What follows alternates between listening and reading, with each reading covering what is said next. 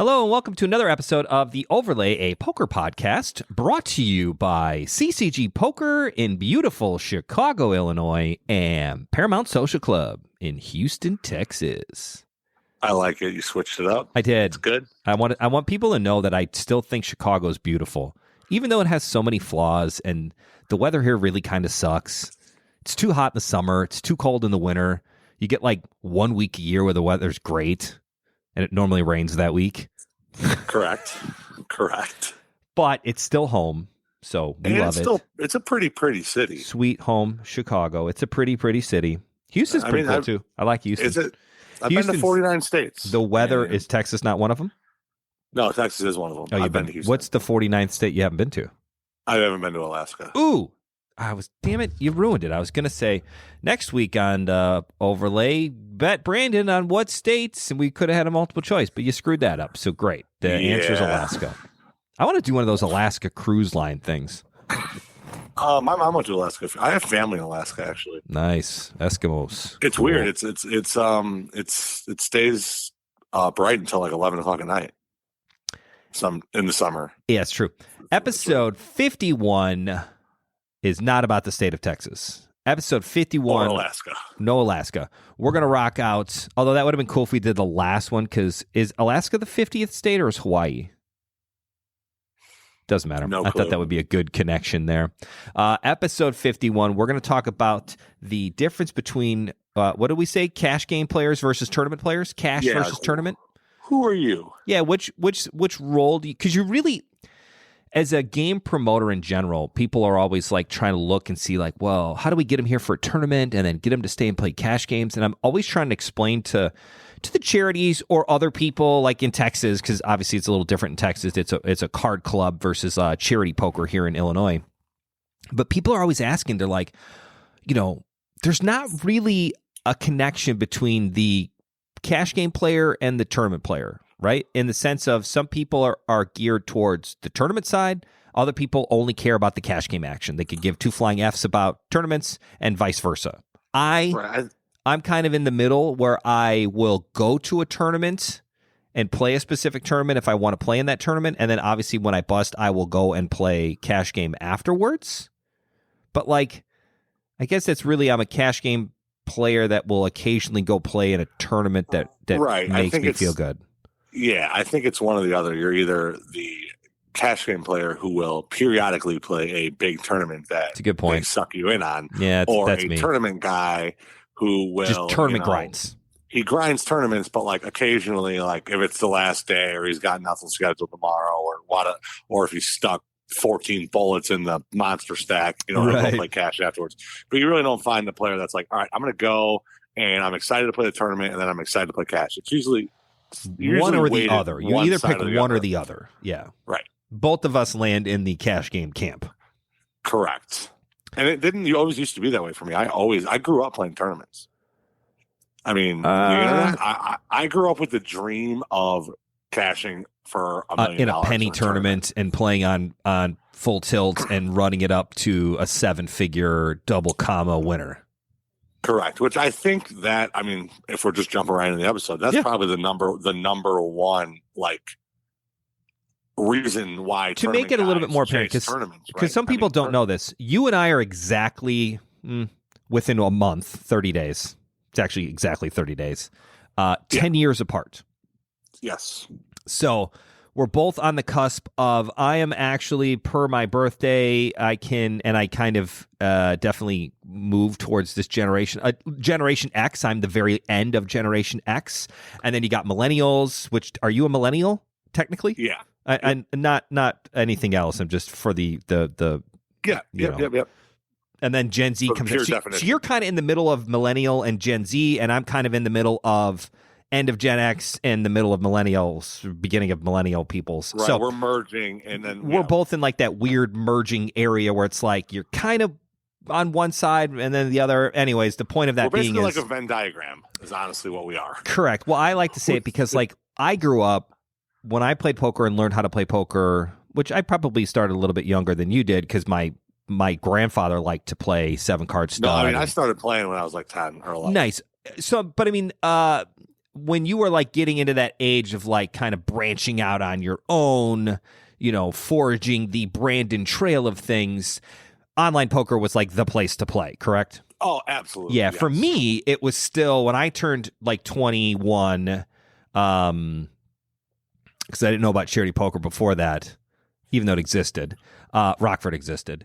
I went to the Hollywood Casino in Aurora, and you would play 5-10 limit.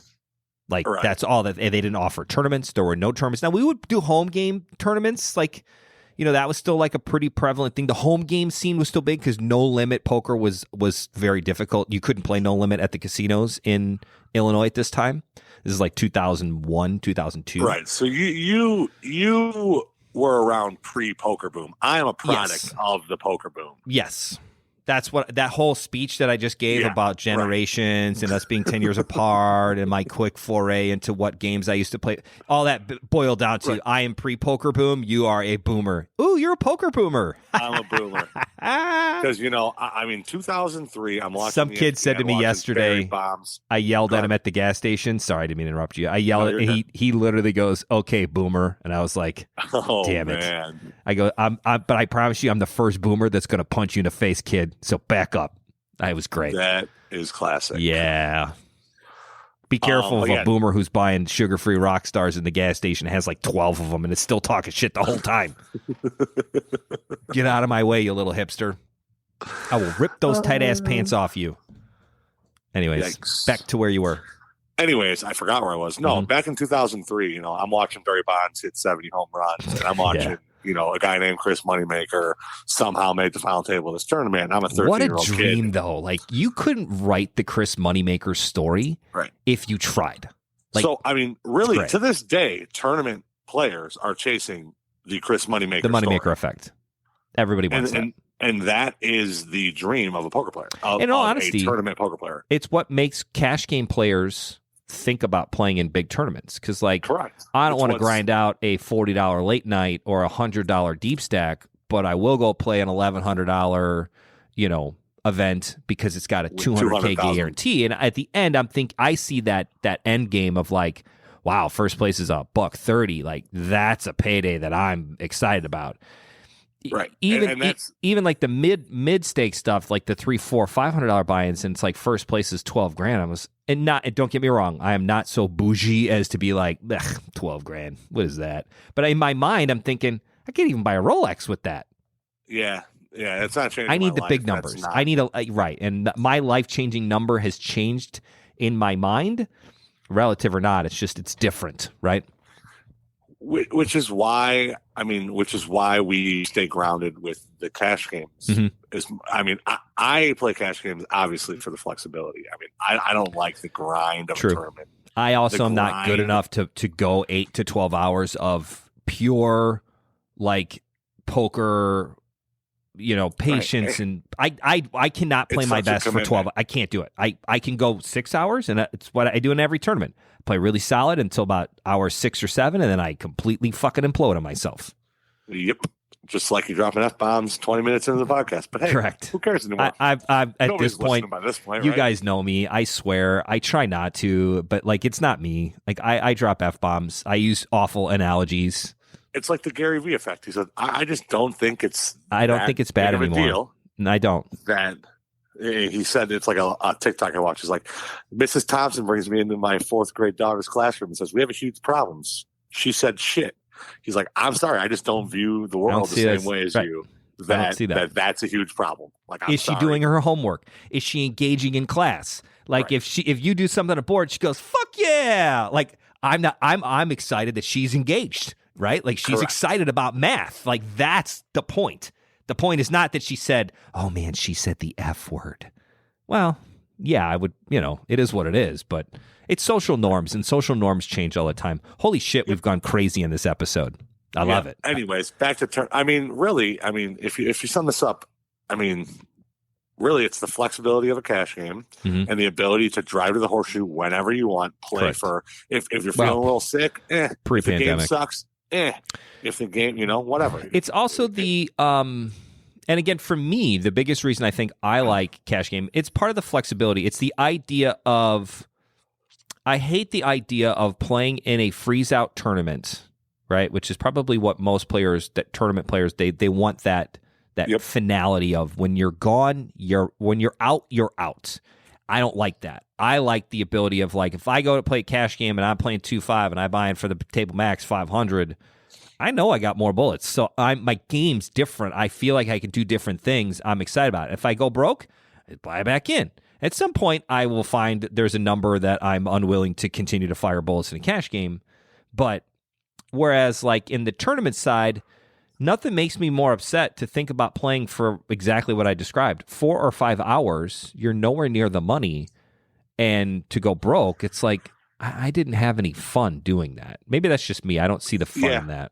It is. It's like the fun all comes at the end. The fun's all the money at the end.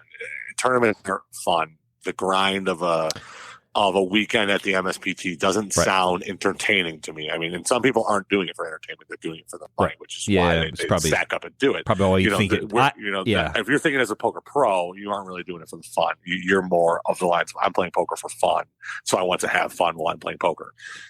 Obviously, but also, for me, tournaments are like, they're too structured. The same.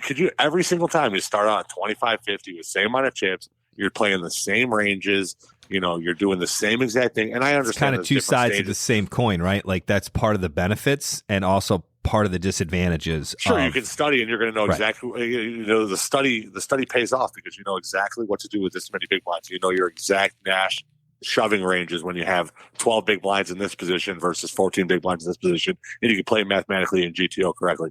That's great and all, but like, to do that over and over again and play 200 tournaments a year and try and make a living off of that just doesn't seem fun for me, or like something I want to enjoy doing. There's people that work 9 to 5s their whole life because they need to make the money. Right. That seems like tournaments for me. Cash games is like, I get my dream job. I get to create my own hours. And for me, every time you show up at a cash game, it's pretty much completely different, right? I mean, sometimes you got old tank guys. Sometimes you got drunk guys going off. Sometimes you got, it plays completely different. And you can kind of move around your arsenal of play so much easier and free flowing and different and adjusting in tournaments. In cash games compared to tournaments where it's like, well, he's stacking off 100 big blinds here. He's probably got a set 98% of the time, whether he's an old tight guy or a young crazy kid, he's probably got a set. Right. And it's just like the structure of a tournament. And some people like that, which is why they're tournament pros. And also, while I'm on the tournament grind, tournaments, they get all the glory in poker, right? I mean, you don't hear about all the cash. You don't hear about all the cash game crushers. Like, I couldn't name the top 10 cash players in the world. No, I don't think I can name one. They're probably grinding 100, 200 in Bobby's room or LA or, these people, and nobody knows. And they just quietly can we call them $4 million a year. They're the unsung heroes of poker. Yeah, those guys make killer cash. But now, in all honesty, there are some things that have kind of promoted the stature of a cash game player, because you get games like Live at the Bike and some of these streaming games that where now we can actually see these guys and like the sick stuff that they're doing, where you don't really get that in a tournament. You're really only getting the final table of a tournament, right, that you see on television. I mean, there's always a feature table and blah, blah, blah, and it is what it is. But I would say for the most part, you're really just seeing the final 9 guys who are playing the best on that particular week. It's kind of like a think of it like a PGA Tour, right? Like week, like it's like you're only watching the guys forward to the final group on Sunday on the back 9. Like, that's super cool. But those guys are the guys that have been playing good all week. They're putting great. They're like firing on all cylinders. They're ready to go. Like, start at the beginning of the week in a tournament, like, it's not as exciting to watch because you watch all the fumble guys and they're no good. But yeah, you watch the guy that's right. It's like you're watching the top percent of the top percent of this very particular field. I like the idea of cash games, and I do like I'm trying to think of other live streams, like Poker After Dark and some that have kind of, I hate to say glorified, but high stakes poker. They've made it where it's cool again to be like, yeah, cash game players, there's a higher variance and there's some different things that are going on, but it is more exciting. I find it to be more exciting.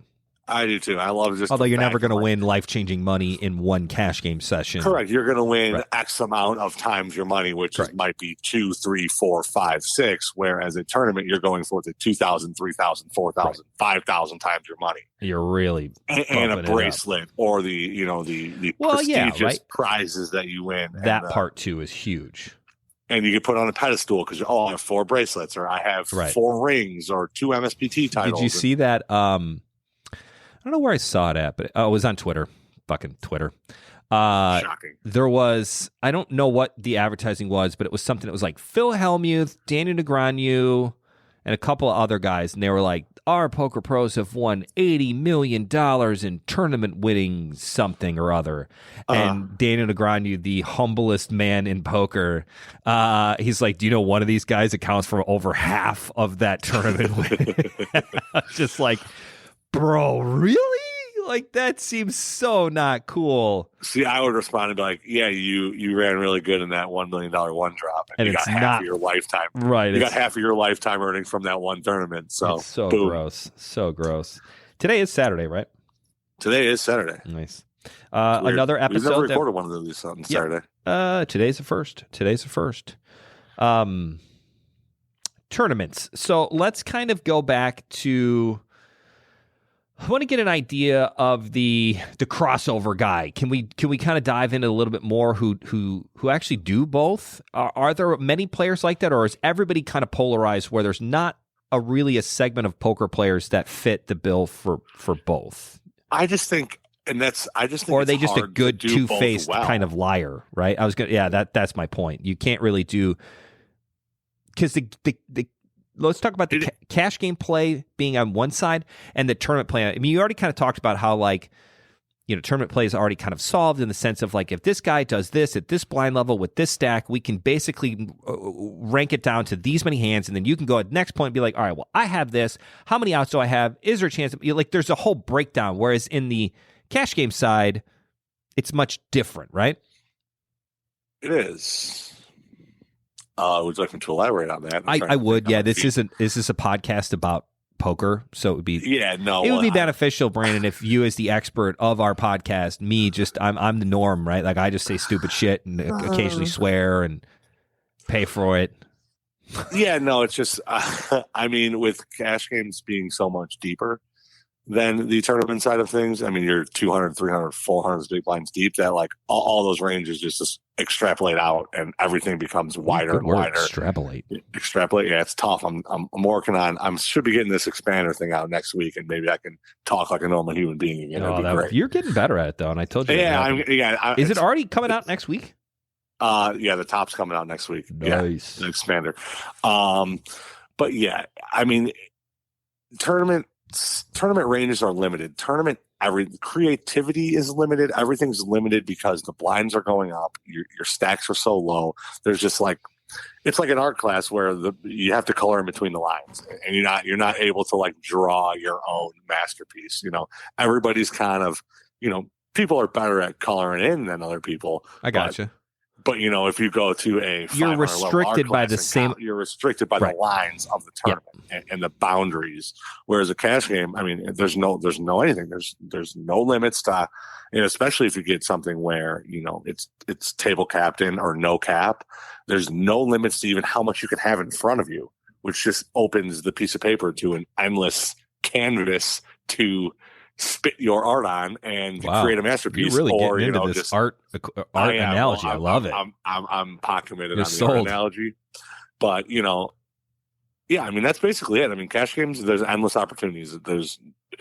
Nobody's range can be defined in a single spot like they can in a tournament. And to me, that's more fun, more creative, more I'm drawn to that more. I would agree with that. I have, being that I have zero actual artistic ability of... Oh, yeah, I'm terrible at art. But I feel like I am a little bit more towards an artsy type of thinking versus like the very logical, strict... I like the idea of being able to kind of, you know, Van Gogh the shit out of my cash game play versus I'm stuck to doing exactly what you're supposed to do and you can't deviate from this. And if you do deviate from it, then everybody's like, well, you just got lucky because why would you 3-bet with 6-5 off with 3 guys in the pot and just be like, I don't know, I'm bored and I'm tired of playing this tournament and I want to do it. And if you don't like it, go buy into another fucking spot. Right? Like, it's like, I get that. That's what happens to me. My mindset, I'm like, tournament. And Tournament. only cash game 6 players hours later, say that and then exact. I just explode. And like, I look down at 7-8 suited and I'm just like, pew, pew, let's get it in there. And you know what's funny? I'm going to give some examples of CCG players. Like Greek John, absolutely great cash game player. Great. Fearful at the table. Mm-hmm. Very creative. Can do whatever he wants. You blah, can blah, never put that man on hand. blah. I don't even know if he stick him in listens to the tournament? podcast. So if you guys are sitting at the table and you listen to the podcast at CCG and Greek John is sitting across from you, because you know who he is if you're playing in a cash game, shout out and be like, hey, Kenneth Brandon said your cash game play, A++. Tournament play, not so good. because you can't do both. Right. And on the other side of the coin, White Sox Brian. Absolute stellar tournament player. Killer. What's his, like, I mean, I might even I don't know, $500,000, 400. I was going to say, yeah, it's a lot. And it's not like that inflated $500,000 where like Jordan has $500,000, but he has $1 million in buy-in, so it doesn't count. Like his buy-in count is pretty low because it only shows you the net result, or it only shows you the 420. That's so perfect for him. 417 is what his live earnings is for Brian. Yeah. WSB. And that's profitable because there's no way he's got that much in buy-ins, No. And that's the other part about tournament plays. It's like, yeah, you can spike a winner and and then still kind of be back to even. It's like, how many times have I cashed out at the Horseshoe with like 4,000 and the cashier's like, give me a thumbs up. Nice, good winner. And be like, I'm in for 6. This is not a winner. So it's the same principle. We all do it, right? It goes back and forth, but it is nice to get your Hendon mob up there. They do not have a Hendon mob for cash game players. There's never a tally of saying this guy has been able to do it. But the guys that who are doing it are the guys that are continually playing, not borrowing money from everyone, don't disappear for 8 months, things along those lines. Yeah. And then also, tournaments, every tournament pro is selling action because they're traveling. Yeah, I wanted to talk about that too. There's a whole other side of it's like a separate business. Like a separate entity. It's like 2 parts to they are playing the tournament, and then there's the whole I just spent $1,000 on airline and travel and food and hotel. I need to make that up somehow, so let me offset that by selling action, which now I don't have 100% of myself, and it's 2 businesses in one. Cash game players just show up, you play cash, however much you win, that's your profit, you go home. All your expenses are small. And obviously people travel to play cash, but that's like a trip more than like a job. Like I'm going to spend 90% of my time playing in the Chicagoland area, and then maybe 10% of the time while I'm on vacation or while I'm in Houston, I'll be playing outside of my normal games. But tournament players, they're chasing the tours around, and they're going to all these huge. One time it's in Florida, then the WPT goes from Florida to the Venetian, and then to the Bike, and then to Maryland Live, and people are going to all of those. Yep. But at the same time, but again, they're treating it more of the idea of it's a business. Here is my expenses. This is what it's going to cost me. And then at the end, they're not thinking. I think of every tournament as a one-off, right? I play one tournament. That's it. I don't think about it as like an ongoing kind of income stream. It's probably why I'm not a great cash game player either, because I don't keep track because I don't want to know. But I mean, they're playing it. It's like, all right, I'm going to do this 12 tournaments. It's going to cost me X amount of dollars. Let's see where I'm at. So they don't actually get down on themselves yet of being like, oh, I'm having a losing session because I'm halfway through this poker trip, and I haven't cashed in anything yet.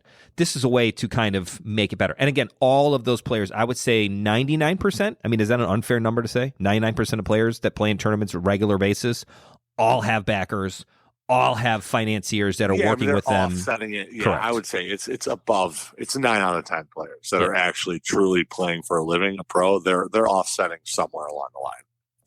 Kind of almost have to, right? Yeah. Because they're unlike cash games where you can go and you buy them for $1,000, and at the end of the night you got $1,500. You're like, cool, I want $500. Great, I go home.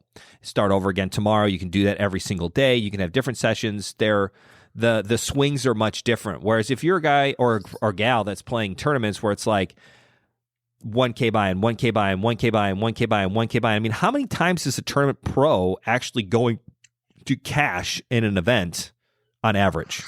I mean, I don't know the answer, but it's not a lot. But that's why, like, if you were to think of like it as a graph, a tournament graph would be like trickling downward with a downward slope, and then kind of like a straight up spike, and then down and like down going downstairs, and then a big straight up. Which where cash game players is kind of more like a trickle upwards or downwards, whatever. I mean, you're not going to have those big spikes. There's no big spikes in the cash game area, and that's kind of what you were saying with, I'm not down on myself because I'm halfway through the trip, because each individual tournament can make the trip. Correct. So whereas like if you lose 5 cash sessions in a row, like now it's like, man, I need to win a bunch just to get even. Right. Like I need to have a lot of winning sessions.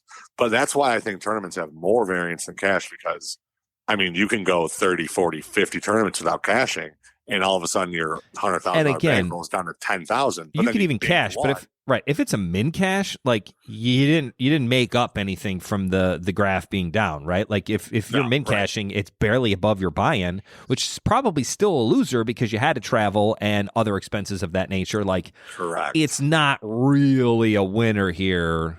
Right. Oh, sweet. I doubled up. I bought it for $1,100 and I cashed out $2,000. No, yeah, like if I go to the Horseshoe and play an event like the WSOP, or are they going to have circuit events this year? I have no idea. There's none scheduled yet, right? Nope.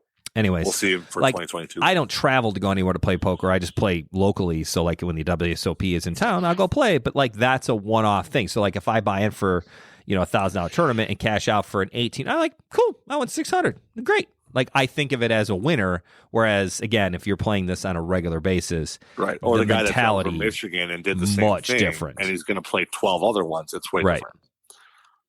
Which is why I'm a cash game guy and not a tournament guy. Seems a little but easier. That's just personal preference. But again, I'm never going to be able to go somewhere and make $100,000. Never going to be able to change my life in a weekend playing poker. Never going to be able to be recognized as a champion or a bracelet winner or a ring winner or an anything winner. An anything winner. I'm just a loser. Just a loser. It's all right. No, but I mean that's my personal preference, and I would say I'm 90% cash, 10% tournament. I'll play a 1600 when it comes around. Try and bing something off huge, because again, you never get even though I know I have no chance because I don't know all these Nash. I don't know the GTO plays these days. I don't know what these young guns are doing. I don't study. I mean, I know I'm a huge long shot. I mean, you got to win 12 races and crack aces with queens twice, and win a bunch of 70s, 30s, and so much has to go right. It just seems so hard that I don't want to. I'm past chasing that dream. Yeah, I'm good trying something else and being completely happy. I'm good to try and make $80,000 a year playing 1-2 PLO and be content at $1,500 a week versus trying to win an $80,000 tournament once a year, right? Yep. I guess that's one way to think of it. This is a full-time job when you're a cash game player. If you're thinking of it in that sense, it's a weekly paycheck, and it's reliable. And if you do it well, it can be very profitable. But again, you're never going to get that grandeur of somebody. Like how many times have I been sitting at a table and you're like, oh, you got a tough table, and I was like, why? You're like, oh, that guy's got 10 WSOP circuit winners, and I'm just like, I don't know what that cool. means. That guy looks like a scrub. Remember we were at the Horseshoe. If he yells at me, I'll play a different tournament. Remember I was at the final table of the PLO event, and the guy was sitting on the table, and you said, "Oh, that guy's got like 10 circuit rings." I was like, it was cool. that Riker kid. I don't remember. And his little entourage crew that run around fucking kiss his ass the whole time we're with him. And then of course, then the floor, he was sitting on top of the table watching his buddy play. And the floor said something. It was right after you said that to me. He's like, "Sir, you can't be up at the table." And I looked at you and I was like, "I guess you need 11 rings to be able to sit on the tables." That's me, funny. Cash game player jerk, versus that guy who clearly is much more glorified. I mean, he's got 10 rings. The guy's a legitimate player. Probably would beat me 9 times out of 10 in a heads-up match. But that doesn't matter. I don't care about that. It's great. Right. I love it. Well, thank you for listening to episode 51, Tournament Players versus Cash Game Guys. Which side of the coin are you on? Clearly, Brandon and I are Team Cash. Thank you for listening. I want to do a couple of quick achievements for the podcast that we've hit. Okay, let's hear them. We have reached well over 10,000 downloads, which is freaking bananas. 10,500 downloads so far. We just had episode 50 last week, so that's a pretty big milestone for us as well. So yeah, thank you for listening. Thank you for coming up to Brandon and I and letting us know that you have fun listening to the podcast and you enjoy it. We enjoy talking about it because we normally would just bitch about this stuff in general, and now we're just recording it. So right, you guys are basically just listening into our phone call. It's basically like the government every other week. Right. We're doing this on Monday mornings, complaining about, can you believe so-and-so did this at the tournament, and so-and-so won this tournament, and it's fun. So thank you for listening as always. Follow us on Twitter at The Overlay Pod. Come and check us out at any CCG event, except Saturdays, because Brandon's not there on Saturdays. Or hit us up in Houston. We're planning a Houston trip here shortly and a Vegas trip. So hit us up in the Vegas. Good golly, that's going to be a good poker week. Anyways, thanks for listening. We'll catch you next time. Lead us out, Brando. Farewell, everyone. Farewell, everybody.